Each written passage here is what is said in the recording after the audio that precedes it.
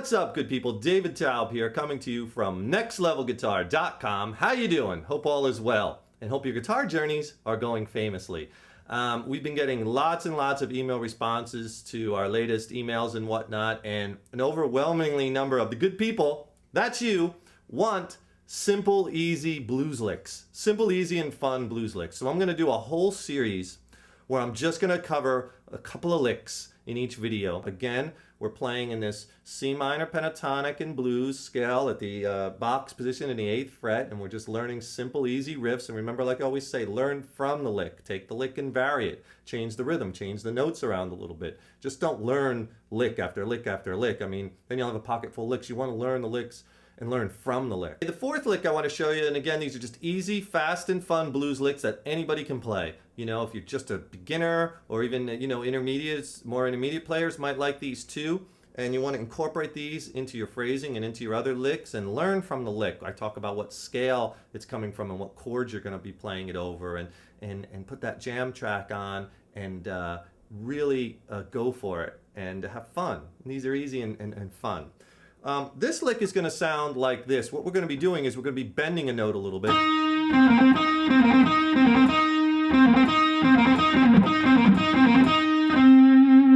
It's a very cool kind of... You'll hear me do that a lot if you listen to the intros of these little blues lessons. I'll be...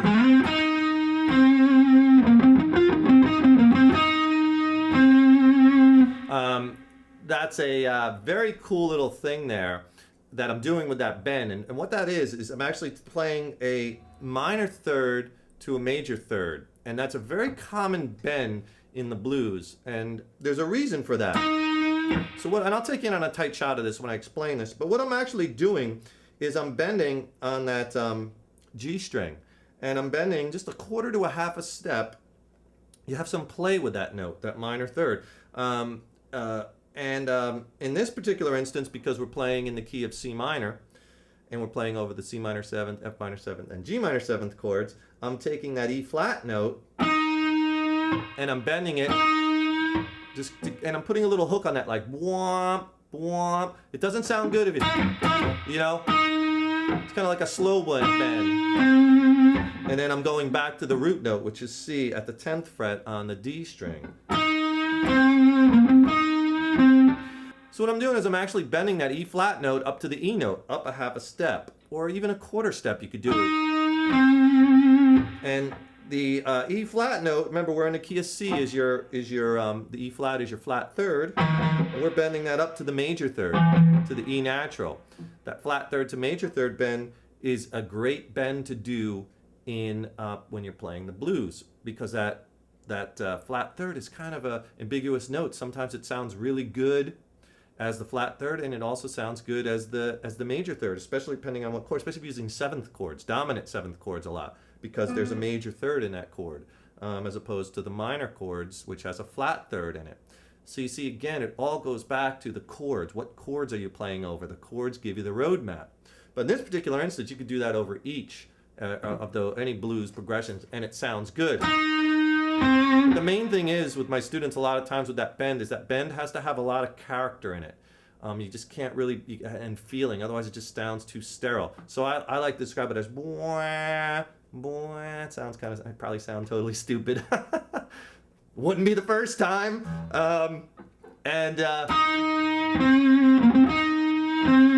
Try it, you know, especially when you're sliding into that. And I even play it like with some faster licks, and I'll show you these up close. And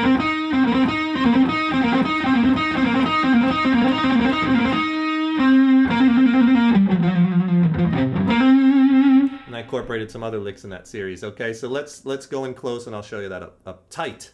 Okay, so we're in this C minor pentatonic and blues, 8th fret right here, and we're doing this little lick where we're doing this flat third to major third bend.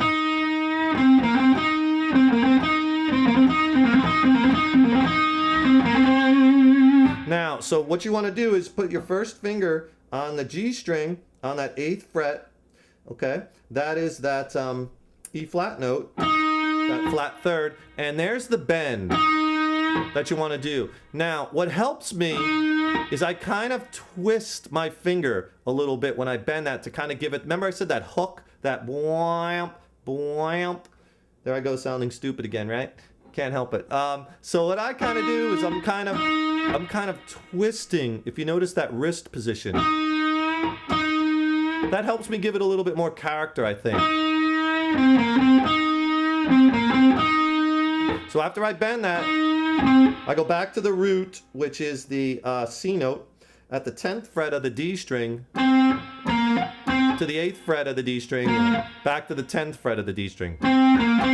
So you, and then you do that bend again. So you're just kind of going back and forth.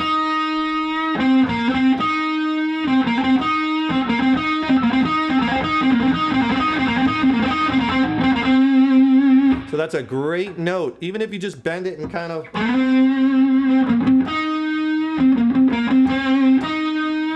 I'm just playing off those 1, 2, 3 notes and the bend. Actually, it's 2 notes. It's the same. I'm just playing off the 8th and 10th frets on the D string and that flat third to major third bend on the G string. And then you could even play it slower and then kind of palm mute. Lay your palm right down on the strings here in the bridge when you want to get quiet. Remember, a lot about the blues too is dynamics. I just went right down the blues scale.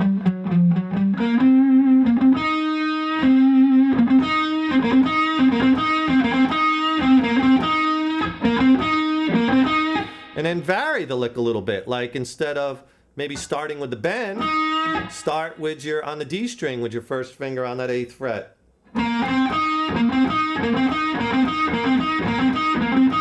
Or maybe start the lick on the C note on that D string, 3rd finger on the 10th fret.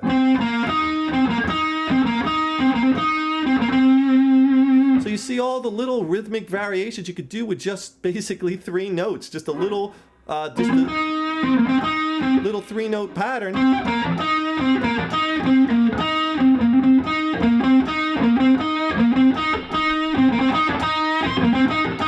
Now I'm bending it twice. First time I'm not bending it, then I'm bending it. I like that. I'm just making this stuff up. It's just, you know, variations of the same lick, but it creates interest every time you vary a little bit. So now what I'm doing is I'm taking that first finger on that 8th fret on the G string, and I'm just playing that note, that 8th fret, that E flat. Then I'm doing the half step bend. And then 10th fret on the D, 8th fret on the D, 10th fret on the D.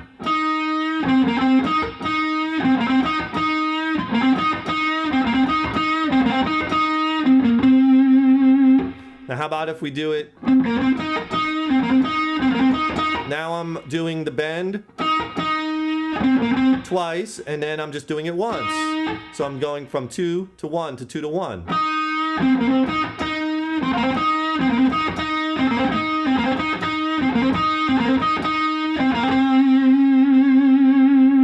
Cool little lick. What we're going to be doing for this whole series is we're going to be playing over the jam track that's in C minor.